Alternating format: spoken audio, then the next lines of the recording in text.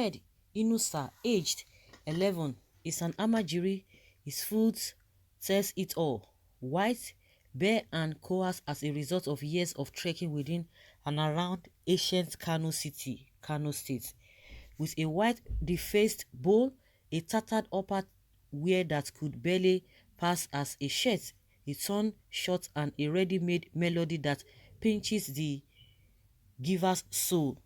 He is set for his daily begging venture within the metropolis. Each morning he treks past Igbo Road, Sabungari, and returns a few hours later through the same path on his way going out or returning home to resume at his school somewhere at a corner hoodoo cutters.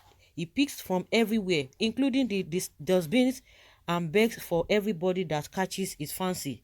Inusa told Daily Sun that many of his colleagues come from different Islamic schools at Brigade, Kona Jaba, and from small towns along Ungogo, while observing that each day they trek towards Abubakar Rimi Market, Sabon Gari Market, Singa Market, up to Abattoir and Kanti Quarry Markets, where they are certain to encounter benevolent givers or better still, buyers at the market who need their assistance for a token. But Inusa is certainly not alone in the arms begging. Hundreds of other underaged boys walk the same pathway in the ancient city, eyeing different popular markets and juicy spots for alms. The sad truth is that these underage beggars are back in town. At every turn of the state capital, they are there in numbers. They are easily found along Airport Road, Bata, Zoo Road, Wakpa, BUK Road, Zaria Road, Otoro, among others. Often, they situate themselves at junctions, bus stops, motor parks, markets, and worship centers, including homes of wealthy individuals, where they knock at the gates asking for food or any other giveaway. This Almajiri recently invaded Sambungari despite the fact that this is predominantly a non-Muslim residential quarters. This area is a safe nest for their exploits, as they are unlikely to be picked up by the Islamic police Isba guards that sometimes checks their presence within the Hausa and Muslim dominated areas. Daily Sun investigation reveals that at night they come after outdoor for fun seekers, trace them to their beer, drinking joints and parlors, and get them to part with something. They typically move from seat to seat and table to table, looking at their target straight in the face, invoking pity and pains. According to Brown Ojechi, a 70-year-old pensioner, there are indications that many of those underage people who were evacuated from the state at the peak of the pandemic have since found their way back to the state. He noted that with the present number of Amajiri on the street, it is obvious that state government has given up on arresting the scourge. It will be an embarrassment if government fails to implement all that it said it was introducing to correct the Amajiri system. Abubakar Ado, a teacher with a college of education in the state, absorbed government of blame over the resurgence of Amajiri beggars. He argued that within the threat of the pandemic, government saw the Amajiri as a major traffic of COVID-19, but heard that with the threat a bit over, government may have decided to tread more cautiously on the matter given the amount of resistance it generated. The religious institutions are very powerful in Kano, and you cannot succeed as a government if you dare to ignore their concerns. I guess the government decided to deprioritize the old idea. That is why you see the boys everywhere. At the height of the pandemic last year, the 19 northern governors resolved to end the practice and culture of Amajiri in the region. In Kano, Governor Abubakar Ganduje, at Lord begging, announced a free and compulsory education program and repatriated over 2,000 Amajiri to their home states of Jigawa, Kaduna, Katsina, Gombe, Bauchi, Kebbi, and Zamfara. In return, he received Kano State-born Almajiri operating in other states, pledging to admit them into 3 new additional Almajirai boarding schools located in Kiyawa, Bagua local governments, Kanwa, Madobi local governments, and Bunkure local governments.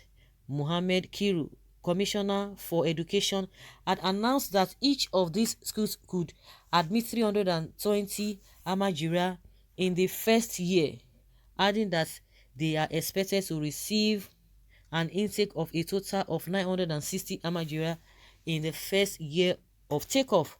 Kano state government has already produced an integrated curriculum that contains Quranic studies, memorization, and some normal education. And after graduation, we have secondary schools which would provide for a successful transition of these students. In addition to this, Ganduje set out new guidelines for the establishment of Almajirai schools. For anyone to establish an Islamic school in Kano State today, we have to make sure that there are provisions for their dormitory, there is a feeding arrangement, and there is a holiday and break period in their curriculum.